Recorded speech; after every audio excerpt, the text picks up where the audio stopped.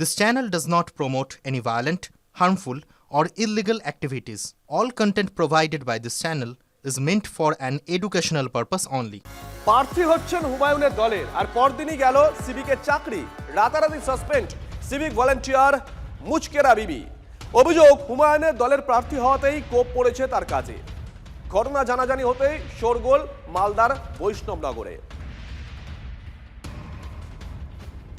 আপনাদেরকে আমরা দেখিয়েছিলাম হুমায়ুন কবির 22 তারিখ নতুন দলের নাম ঘোষণা করেছেন এবং ওই মঞ্চ থেকেই প্রার্থীদের নামও ঘোষণা করেন।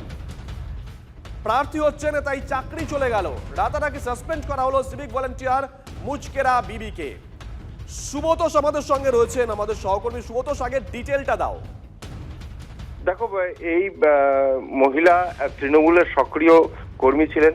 তার স্বামী স্থানীয় তৃণমূলের নেতা এবং তারা একটা এনজিও করেন, সমাজসেবা সঙ্গে যুক্ত। এই বরাবরই তৃণমূলের সঙ্গে তারা ওতপ্রোতভাবে জড়িয়েছিলেন এবং এই মহিলা কিন্তু সিভিক ভলেন্টিয়ার। এরপরে তখনও কিন্তু মনে হয়নি তৃণমূলের সাথে সক্রিয় কর্মী থাকা সত্ত্বেও তার সিভিক ভলেন্টিয়ার কিভাবে থাকছে, এই প্রসঙ্গ কিন্তু ওঠেনি। কিন্তু যখনই তার নাম এই হুমায়ুনের নতুন দলের প্রার্থী হিসেবে সামনে এলো, তালিকা প্রকাশ পেল, তখনই কিন্তু তাকে সাসপেন্ড করা হয়েছে এবং তাকে চাকরি থেকে সিভিক ভলেন্টিয়ারের কাজ থেকে তাকে একেবারে বসিয়ে দেওয়া হয়েছে। এই নিয়ে ইতিমধ্যেই রাজনৈতিক মহলে চাঞ্চল্য শুরু হয়েছে এবং সব থেকে বড় কথা, তিনি নিজেও বলছেন যে আমার চাকরি গেছে বা তাতেও কিছু যায় আসে না, তিনি মন দিয়ে আর কি ভোটের লড়াইটাই লড়বেন এবং আশাবাদী যে তিনি জিতবেন। সব থেকে বড় যেটা উল্লেখযোগ্য বিষয় যে তারা বলছেন এই এলাকা মালদার এই বৈষ্ণবনগর এলাকায় এই মুহূর্তের বড় খবর, সিভিকের চাকরি গেল কেন? কারণ সেই সিভিক ভলান্টিয়ার হুমায়ুনের দলের প্রার্থী। রাতারাতি সাসপেন্ড করা হয় সিভিক ভলান্টিয়ার মুচকেরা বিবিকে। অভিযোগ হুমায়ুনের দলের প্রার্থী হতেই কোপ পড়েছে তার কাজে। ঘটনা জানাজানি হতেই শোরগোল মালদার বৈষ্ণবনগরে। সিভিকের কাজ করতাম কালেশ্বর থানা। এই ঘোষণার পর থেকে আমাকে বসিয়ে দেওয়া হয়েছে, সাসপেন্ড করা হয়েছে। আমি তো এমনিতে রাজি ছিলাম না সিভিকের কাজ করার জন্য। যাই হোক, ভালো হয়েছে, বসিয়ে দেওয়া হয়েছে, ভালো হয়েছে। তিনি আমাকে যেভাবে এগোতে বলবে আমি সেইভাবেই এগোবো, আমাকে যেভাবে চলতে বলবে সেভাবে চলবো। এখন আমি এর বেশি কিছু বলতে পারবো। प्रोटेस्ट करने का अधिकार देती, उन पे लाठी नहीं बरसाती। अभी याद करिए आप, मुर्शिदाबाद के अंदर कुछ ही समय पहले दो हमारे हिंदू भाई हरगोविंद दास और चंदन दास की किस तरीके से निर्मम हत्या की गई थी।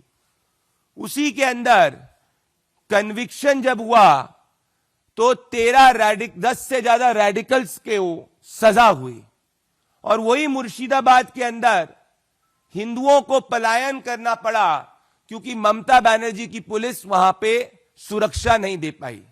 तो क्या बांग्लादेश से इंस्पायर होकर अपने तुष्टीकरण के वोट को खुश करने के लिए तृणमूल कांग्रेस की सरकार बंगाल में उसी मॉडल को लागू करने का प्रयास कर रही है?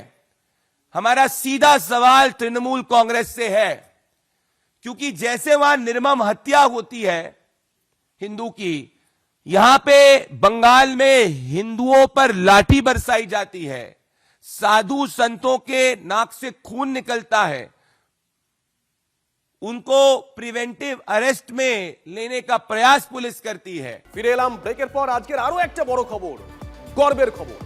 ইতিহাস গড়ল ইসরো। মার্কিন স্যাটেলাইট নিয়ে যাত্রা শুরু বাহুবলীর। অন্ধ্রপ্রদেশের শ্রীহরিকোটা থেকে সকাল 8:54 সফল উৎক্ষেপণ। আপনাদের ছবি দেখাচ্ছি। ইসরোর heavyweight champion launch vehicle mark 3 তার 8ম মিশনে যাত্রা শুরু করলো। আমেরিকার ব্লুবার্ড 6 স্যাটেলাইট বহন করে নিয়ে যাচ্ছে এই রকেট। এই মিশনের লক্ষ্য টেলি যোগাযোগ ব্যবস্থার গতি আরো বাড়ানো, সেলুলার ব্রডব্যান্ড পরিষেবা আরো উন্নত করা। এর আগে সবথেকে ভারী 4400 কিলোগ্রামের CMS-03 নামে উপগ্রহকে মহাকাশে পাঠিয়েছিল বাহুবলী। প্রসঙ্গত, এই বাহুবলী রকেট এখনো পর্যন্ত 6 বার মহাকাশে উড়ে প্রতিবারই সফল হয়েছে। বাহুবলী এর আগে চন্দ্রযান 2, 3 এবং 2টি প্রকল্পে মোট 72টি উপগ্রহ বহন করে নিয়ে মহাকাশে স্থাপন করেছে।